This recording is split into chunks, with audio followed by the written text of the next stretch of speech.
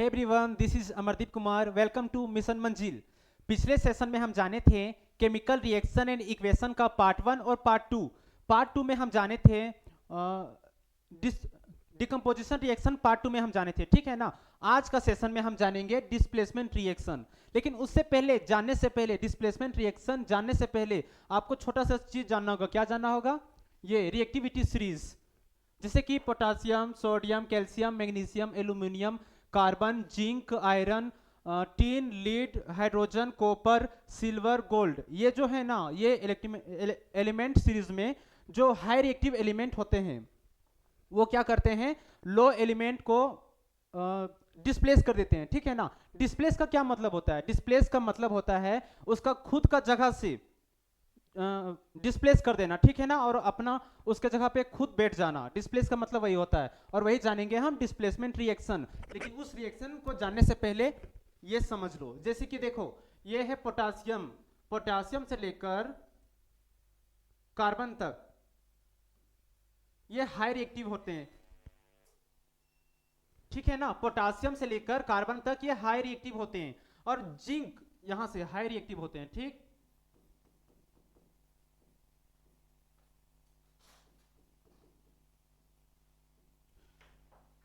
Potash देखो, reactive का spelling REACTIVE है, ठीक है ना, कंफ्यूज मत होना। पोटासियम से लेकर कार्बन तक हाई रिएक्टिव होते हैं, और जिंक से लेकर हाइड्रोजन तक, ठीक, ये क्या होते हैं, मीडियम रिएक्टिव एलिमेंट्स होते हैं, ठीक। और क्या हो गया, कॉपर से लेकर गोल्ड तक ये क्या होते हैं, लो रिएक्टिव होते हैं, ठीक है।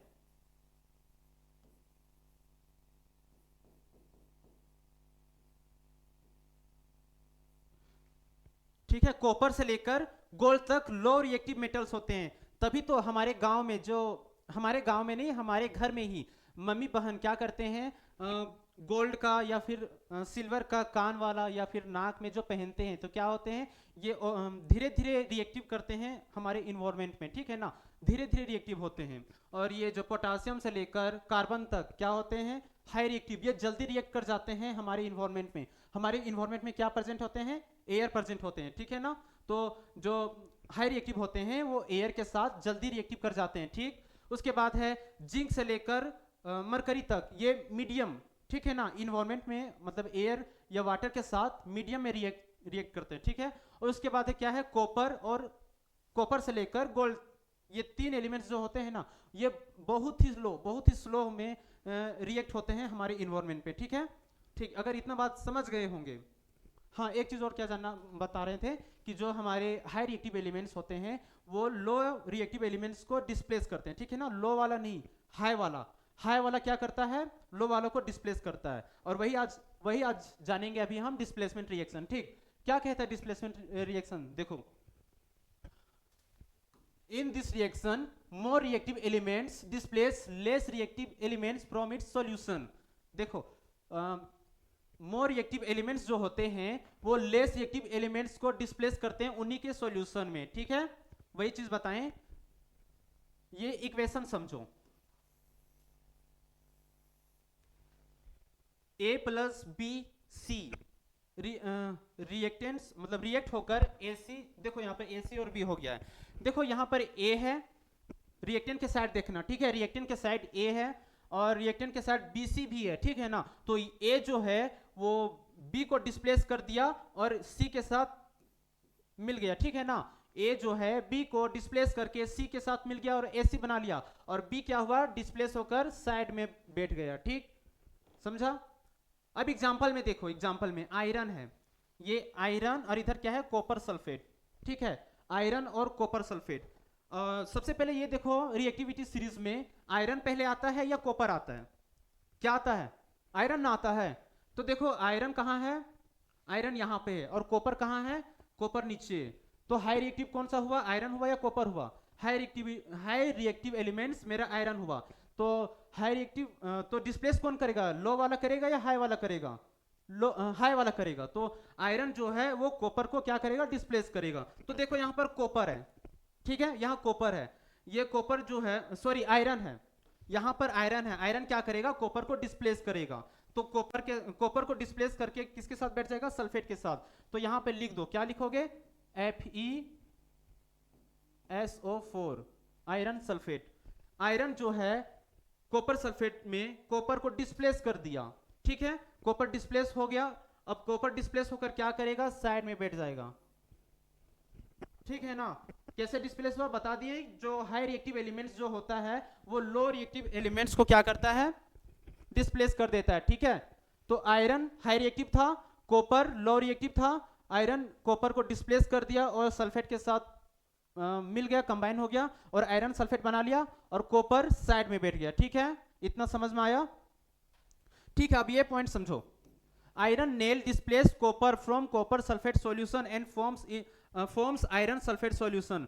जो हमारा आयरन होता है, आयरन नेल, वो क्या करते हैं, आयरन नेल और मतलब एक सॉल्यूशन, ठीक है ना, एक सॉल्यूशन लेना है, उसमें आयरन भी रखना है। देखो एक बीकर लेना है, ठीक है ना, इसमें सल्फेट सॉल्यूशन है, दोनों में सल्फेट सॉल्यूशन है, ठीक है, दोनों में सल्फेट सॉल्यूशन है। और इसमें क्या करना है, एक में आयरन नील लेना है और एक का कॉपर वाला रोड लेना है, ठीक है ना। एक में आयरन और एक में कॉपर। तो क्या होता है, आयरन जो होता है ना, आयरन वो सल्फेट के साथ, आयरन डिस्प्लेस हो जाता है कॉपर में और copper sulphate solution and from iron sulphate solution. Copper वाला जो होता है वो सल्फेट के साथ क्या हो जाता है, डिस्प्लेस हो जाता है, आयरन नेल डिस्प्लेस कॉपर में, ठीक है ना। आयरन जो होता है वो डिस्प्लेस हो जाता है कॉपर सल्फेट सॉल्यूशन में और आयरन सल्फेट सॉल्यूशन, ठीक है। आयरन जो होता है वो सल्फेट सॉल्यूशन में डिस्प्लेस हो जाता है, ठीक है ना, आयरन को डिस्प्लेस, ठीक है।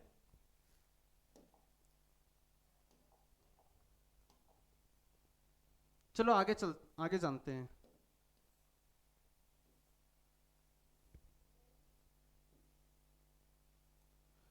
हाँ, नेक्स्ट है डबल डिस्प्लेसमेंट रिएक्शन। सेम उसी तरह है, डबल डिस्प्लेसमेंट रिएक्शन भी सेम उसी तरह है। जिस तरह मेरा डिस्प्लेसमेंट रिएक्शन था उसी तरह सेम है। इसमें थोड़ा सा चेंज है, क्या है, इसमें आयन्स चेंज करते हैं एक दूसरे का, मतलब आयन्स क्या होते हैं, एक्सचेंज होते हैं, ठीक है ना। देखो in this reaction new compounds are formed by mutual exchange of ions between two compounds, ठीक है ना। दो कंपाउंड एक दूसरे के साथ आयन्स चेंज करके एक नया कंपाउंड बनाते हैं, ठीक है। देखो ये इक्वेशन समझो, पहले ये इक्वेशन समझ जाओ अच्छे से। यहां पर दो कंपाउंड्स है, ठीक है ना, ए बी और सी डी। ये क्या करते हैं, रिएक्टेंट के साइड पहले देख लो। ए बी जो है ये ए, इसमें से ए बी और इधर सी डी में ये क्या करता है, सी डी में जाकर ये ए जो है वो सी को क्या करते हैं, डिस्प्लेस कर देता है और एडी बना लेता है, ठीक है ना। अब ये सी जो है ये भी तो अपना एक्सचेंज करेगा ना अपना आयन्स। तो ये क्या करता है, सी उठकर फिर देखो सी उठकर फिर बी के साथ मिलकर सी भी बना लेता है, ठीक है। दोनों एक दूसरे के साथ एक्सचेंज करते हैं और नया प्रोडक्ट्स बना रहे हैं, ठीक है ना। देखो ए बी और सी डी, उसमें से सी डी में से ए क्या करता है, सी को डिस्प्लेस कर देता है और एडी के साथ कंबाइन हो जाता है, ठीक है ना। अब सी यहाँ तो सी तो उठ गया है ना, तो सी क्या करता है फिर बी के साथ कंबाइन होकर सी भी बना लेता है, ठीक है। दोनों एक दूसरे का एक्सचेंज कर रहे हैं अपने आयन्स, ठीक। देखो यहाँ पर एग्जाम्पल में Na2SO4, sodium sulphate, barium chloride, ये दोनों अपने एक्सचेंज करेंगे, ठीक है। देखो यहाँ पर सोडियम Na2SO4, सोडियम क्या करते हैं, बेरियम क्लोराइड के साथ सोडियम जो है बेरियम को क्या करेंगे, डिस्प्लेस करेंगे। तो यहां पर बना लिया सोडियम बेरिलियम को क्या करता है, डिस्प्लेस करता है और NaCl बना लिया, ठीक है।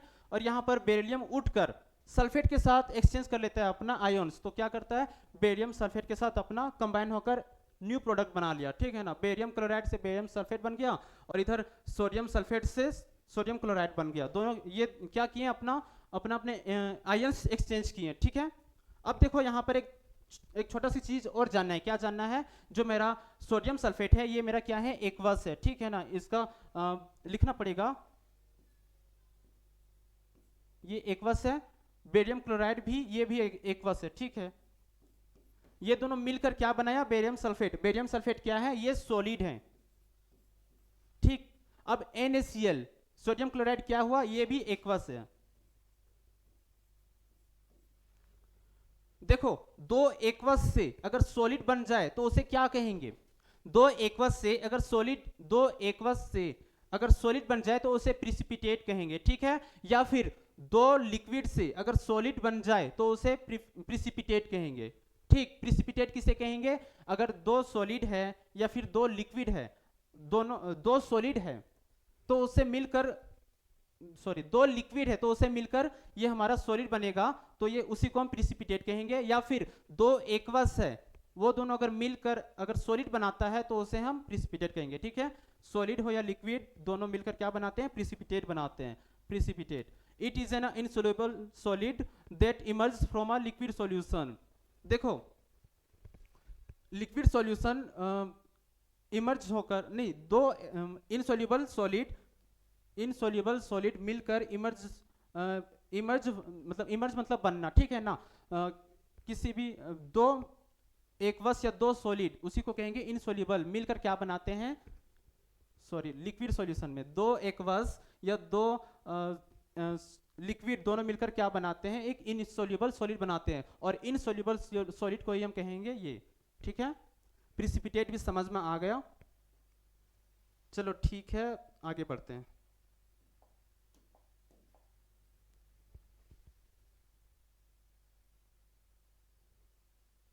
अब नेक्स्ट है मेरा ऑक्सीडेशन एंड रिडक्शन, ठीक। एक एक करके जानते हैं।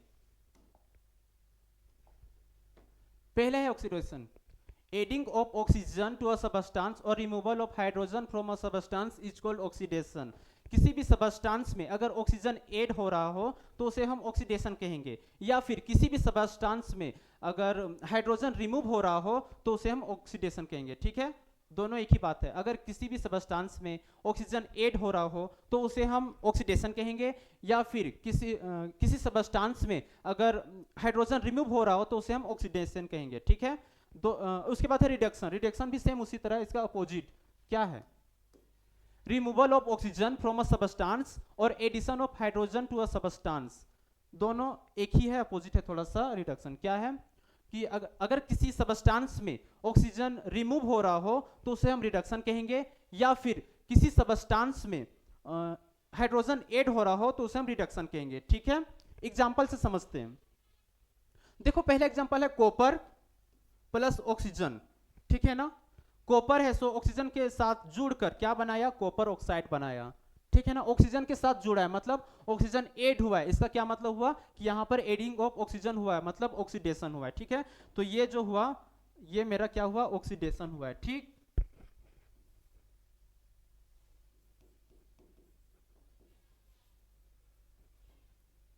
ये मेरा ऑक्सीडेशन हुआ है, ठीक है ना। दूसरा पॉइंट समझते हैं। देखो यहां पर है कॉपर ऑक्साइड और एडिशन में है हाइड्रोजन, ठीक है। कॉपर ऑक्साइड और एडिशन में है हाइड्रोजन।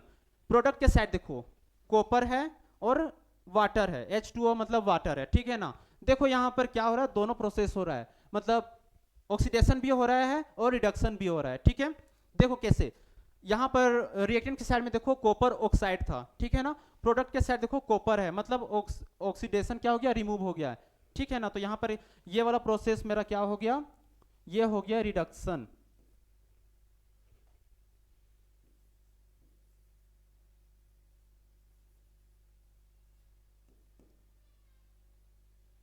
ठीक। अब यहां पे देखो हाइड्रोजन, हाइड्रोजन के साथ ऑक्सीजन नहीं है, हाइड्रोजन और प्रोडक्ट के साथ हाइड्रोजन के साथ ऑक्सीजन भी आ गया, मतलब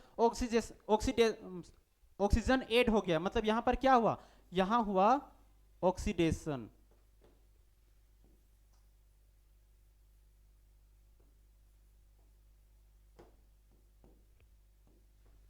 ठीक है।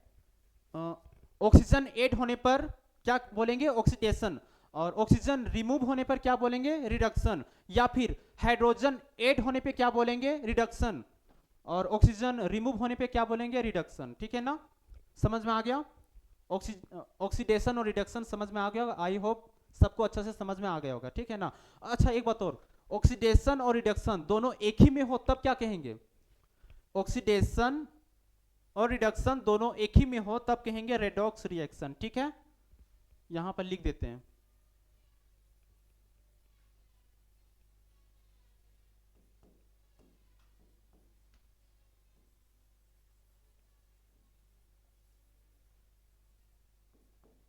ऑक्सीडेशन और रिडक्शन दोनों एक ही साथ हो रहा है तो हम बोलेंगे रेडॉक्स रिएक्शन। ठीक है,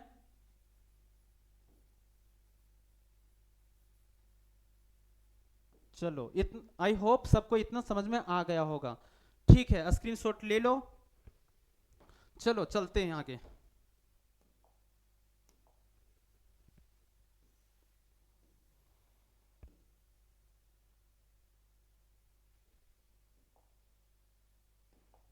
हाँ, रेडॉक्स रेडॉक्स रिएक्शन आ गया वो टॉपिक। चलो इसको भी समझ लेते हैं। The reaction in which both oxidation as well as reduction take place in simultaneously is known as redox reaction. अभी जस्ट बताएं, क्या बताएं कि एक ही समय में अगर ऑक्सीडेशन भी हो रहा हो और रिडक्शन भी हो रहा हो, ठीक है ना, तो उसको हम क्या कहेंगे? रेडॉक्स रिएक्शन कहेंगे। ठीक है, एक ही समय में अगर ऑक्सीडेशन दोनों हो रहा हो, ऑक्सीडेशन और रिडक्शन, तो हम कहेंगे रिडॉक्स रिएक्शन हुआ है। ठीक है, एग्जांपल में देखो, यहां पर हाइड्रोजन और ऑक्सीजन, ठीक है ना, यहां पर एड में था ऑक्सीजन और यहां क्या हो गया, यहां से रिमूव एग्जाम्पल रिडॉक्स रिएक्शन। देखो यहां पर क्या हो रहा है, हाइड्रोजन भी ऐड हो गया है और ऑक्सीजन भी ऐड हो गया है, मतलब दोनों एक साथ हुआ है, तो क्या कहेंगे हम? रेडॉक्स रिएक्शन हुआ है। ठीक है, ठीक है ना, समझ में आ गया ना? यहाँ पर हाइड्रोजन भी ऐड में है, ऑक्सीजन भी ऐड में है, दोनों एक साथ मिलकर बना दिया रेडॉक्स रिएक्शन। ठीक है, चलो आगे चलते हैं। रेडॉक्स रिएक्शन भी आई होप समझ में आ गया होगा सभी को।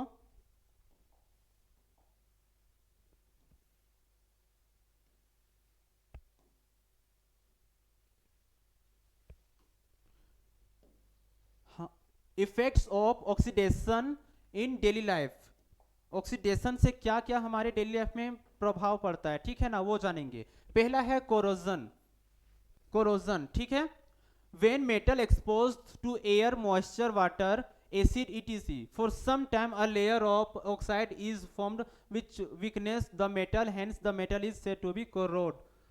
ठीक है ना, कोरोजन का मतलब हुआ कि जब हमारा जो मेटल होता है वो अगर एयर में या वाटर में या किसी एसिड में, अगर एसिड के संपर्क में आ जाए, मतलब वाटर में, एयर में या एसिड के संपर्क में आ जाए, तो वो मेटल जो होता है ना वो खराब हो जाता है। उसके लेयर में क्या हो जाते हैं, लेयर हम उसका जो लेयर होता है वो कमजोर पड़ने लगता है या फिर धीरे धीरे खराब होने लगते हैं। ठीक है ना, जैसे पहला है रस्टिंग ऑफ आयरन।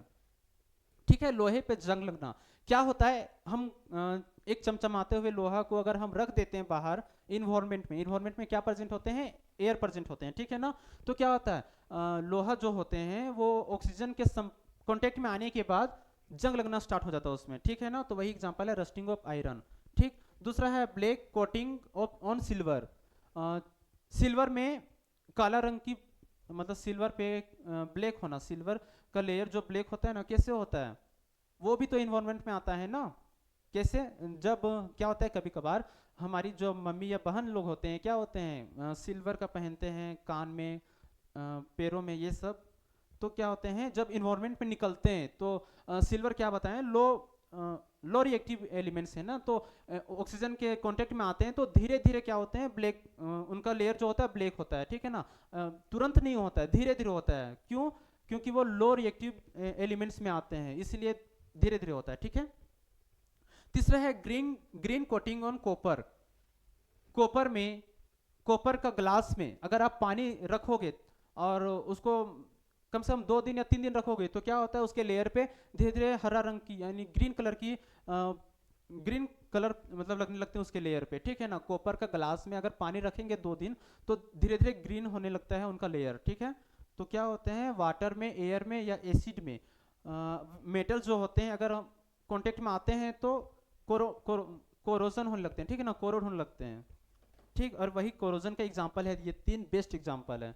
ठीक है, समझ में आया? ठीक है, ले लो स्क्रीनशॉट। चलो आगे चलते हैं।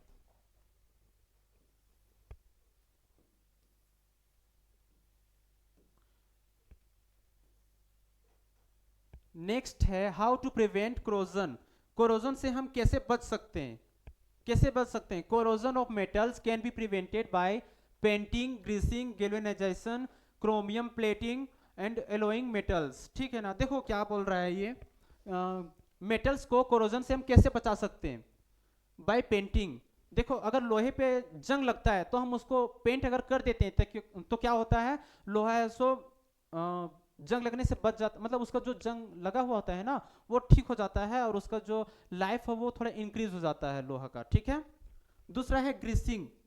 ग्रीसिंग भी वही प्रोसेस है, अगर लोहे पे जंग लग रहा हो तो उसमें ग्रीस कर दो, तो ग्रीस करने से भी क्या होता है, लोहा का लोहा या किसी भी मेटल्स का लाइफ इंक्रीज हो जाता है। ठीक है ना।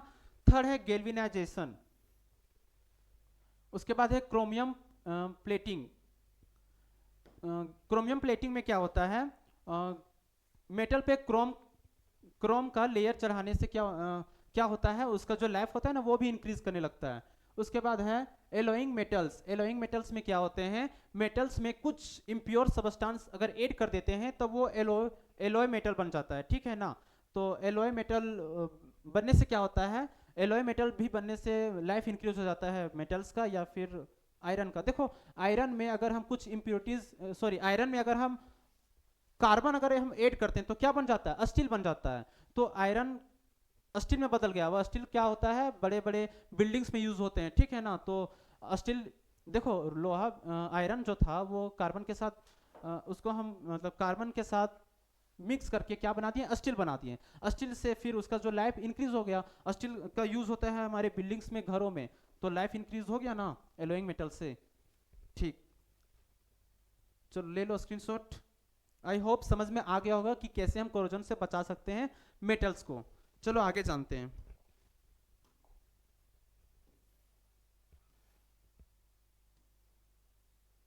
और क्या क्या प्रिवेंट्स होते हैं, रेंसिडिटी। ठीक है, रेंसिडिटी भी जान जाते हैं। The oxidation of fats and oils when expose to air is known as rancidity. It leads to bad smell and bad taste of food. देखो जो हम खाना खाते हैं उसमें दो चीज प्रेजेंट होते हैं, क्या क्या? पहला तो फैट्स और दूसरा ऑयल्स। ठीक है ना। ये दोनों भी अगर एयर के कांटेक्ट में आते हैं तो क्या होते हैं, रेंसिडिटी हो जाते हैं, मतलब बेकार हो जाते हैं। क्या क्या हो जाते हैं, it leads to bad smell, वो खाने से बहुत ही गंदा स्मेल आने लगते हैं, और बेड टेस्ट, वो खाना का टेस्ट भी खराब हो जाता है। ठीक है ना।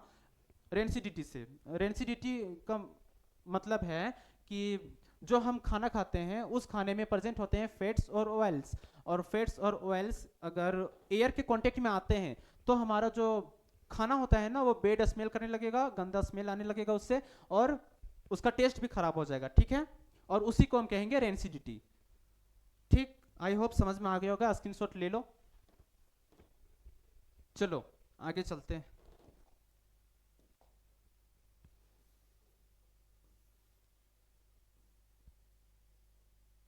How to prevent rancidity. Rancidity से हम कैसे बच सकते हैं, कैसे बच सकते हैं? तीन पॉइंट हैं। ठीक है ना, तीन चार पॉइंट होंगे, समझ जाते हैं एक करके। पहला है एड एंटीऑक्सीडेंट्स टू फूड।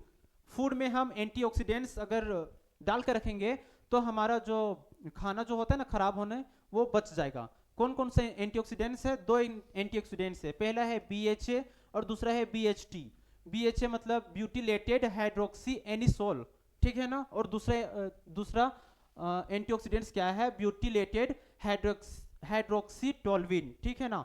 ये दो एंटीऑक्सीडेंट्स है जिसे फूड में अगर रखेंगे तो फूड हमारा जल्दी खराब नहीं होगा। ठीक है। दूसरा है, दूसरा point, keep food in refrigerator. Food को अगर हम फ्रीज में रखेंगे तो जल्दी खराब नहीं होगा। ठीक है ना। तीसरा, store food in air tight containers. Air tight containers का मतलब होता है ऐसा कंटेनर्स जिसमें ऑक्सीजन अंदर जा ही ना हो, अंदर जा ही ना पाए, तो उसी को हम कहेंगे एयर टाइट कंटेनर्स। ठीक है ना। तो उसमें हम खाना को अगर रखेंगे तो खाना जल्दी खराब नहीं होगा। ठीक। तीसरा लास्ट पॉइंट है, pack food with nitrogen gas. क्या होता है, हम दुकान जाते हैं और लेस चिप्स खरीदते हैं। ठीक है ना। तो उस लेस चिप्स तो ज्यादा फुला हुआ होता है और उसमें चिप्स कम होता है, तो क्या होता है उसमें नाइट्रोजन गैस होता है, ठीक है ना। क्यों होता है? क्योंकि वो जो चिप्स होता है ना, वो बहुत दिनों तक रखा हुआ रहता है, तो मतलब उसको लंबे समय तक रखने के लिए उसमें नाइट्रोजन गैस डाल के रखते हैं। क्यों? ताकि वो जल्दी खराब ना हो, नहीं उसका टेस्ट खराब हो। अगर नाइट्रोजन गैस ना रहेगा उसमें, तो वो जो चिप्स रहेगा ना, वो जल्दी खराब हो जाएगा और उसका टेस्ट भी खराब हो जाएगा, ठीक है ना। और साथ ही साथ उसका स्मेल भी खराब हो जाएगा। इसीलिए उसमें नाइट्रोजन गैस डाल के रखते हैं, ठीक है। चलो इतना भी इतना समझ आ गया होगा, उम्मीद करते हैं। स्क्रीनशॉट ले लो। चलो आगे चलते हैं।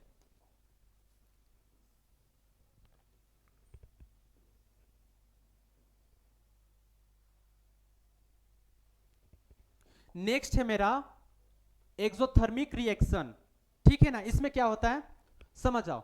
It is a reaction in which heat is released along with the formation of product. देखो, जब कभी रिएक्शन से प्रोडक्ट बनता है, तो उस टाइम क्या होते हैं, हमारा हीट रिलीज होता है।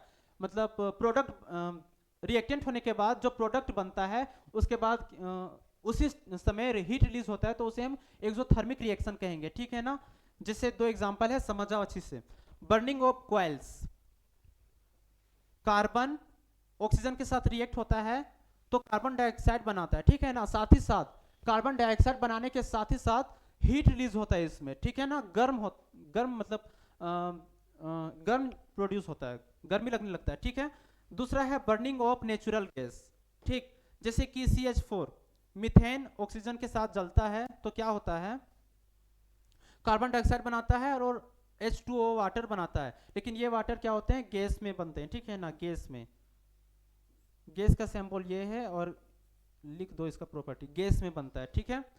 जो मीथेन होते हैं हमारे, वो क्या करते हैं, ऑक्सीजन के साथ रिएक्ट होकर कार्बन डाइऑक्साइड गैस बनाते हैं, ये भी गैस बना रहा है। और हाइड्रोजन वाटर, ठीक है ना, ये भी गैस बनाकर उड़ जाता है। साथ ही साथ यहाँ पर क्या होते हैं, हीट प्रोड्यूस होता है, ठीक है ना। हीट प्रोड्यूस होता है और इसी को हम कहेंगे एक्सोथर्मिक रिएक्शन, ठीक। आई होप एक्सोथर्मिक भी समझ में आ गया होगा। स्क्रीनशॉट ले लो। चलो,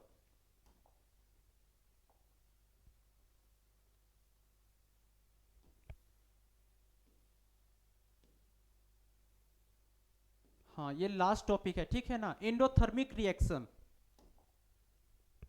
endothermic reaction, it is a reaction in which energy required to form the product. देखो एंडोथर्मिक में क्या होते हैं, एंडोथर्मिक में क्या होते हैं, जब रिएक्टेंट करवाने के लिए हमें एनर्जी की जरूरत पड़ती है। कौन कौन सा एनर्जी, चाहे वो इलेक्ट्रिसिटी एनर्जी होगा, चाहे वो सनलाइट एनर्जी होगा, इलेक्ट्रिसिटी, चाहे वो हीट एनर्जी होगा, थर्मल एनर्जी हो, चाहे थर्मल एनर्जी लग सकता है, इलेक्ट्रिसिटी एनर्जी लग सकता है, या फिर फोटोलाइटिक एनर्जी लग सकता है। तो उसे हम एंडोथर्मिक रिएक्शन कहेंगे, ठीक है ना। एंडोथर्मिक रिएक्शन में एनर्जी की रिक्वायरमेंट होती है, मतलब उसमें एनर्जी की जरूरत पड़ती है, ठीक है। जैसे कि वाटर ले लो, एग्जांपल में मेरा वाटर, ठीक है ना। तो वाटर में क्या होते हैं, हाइड्रोजन प्लस ऑक्सीजन, ठीक है ना। इसको हम एनर्जी देंगे, कौन सा एनर्जी, वाटर को तोड़ने के लिए हम एनर्जी देना पड़ेगा, ठीक है ना। जैसे कि ये वाटर है, वाटर को तोड़ने के लिए कौन, हाइड्रोजन अलग करना है वाटर से और ऑक्सीजन अलग करना है, तो क्या करेंगे, इसमें इलेक्ट्रिसिटी पास करेंगे, तब मेरा हाइड्रोजन साइड हो जाएगा और ऑक्सीजन भी साइड हो जाएगा, ठीक है। तो कौन सा एनर्जी से, इलेक्ट्रिसिटी एनर्जी से।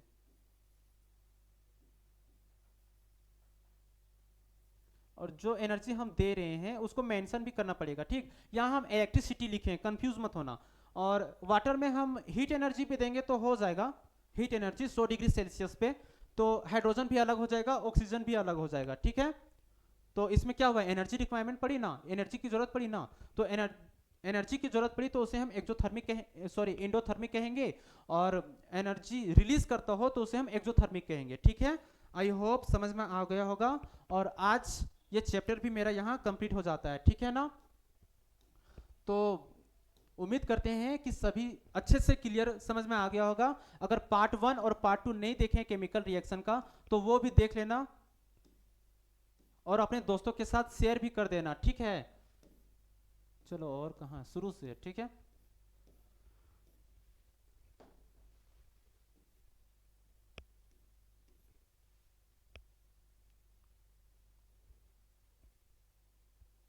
ठीक है, यहीं से। आई होप सभी को अच्छे से समझ में आ गया होगा। अगर वीडियो अच्छी लगी हो तो लाइक करें, सब्सक्राइब भी कर लें। फिर मिलेंगे नेक्स्ट वीडियो में किसी नए टॉपिक के साथ। तब तक के लिए मस्त रहिए, पढ़ते रहिए। Thank you.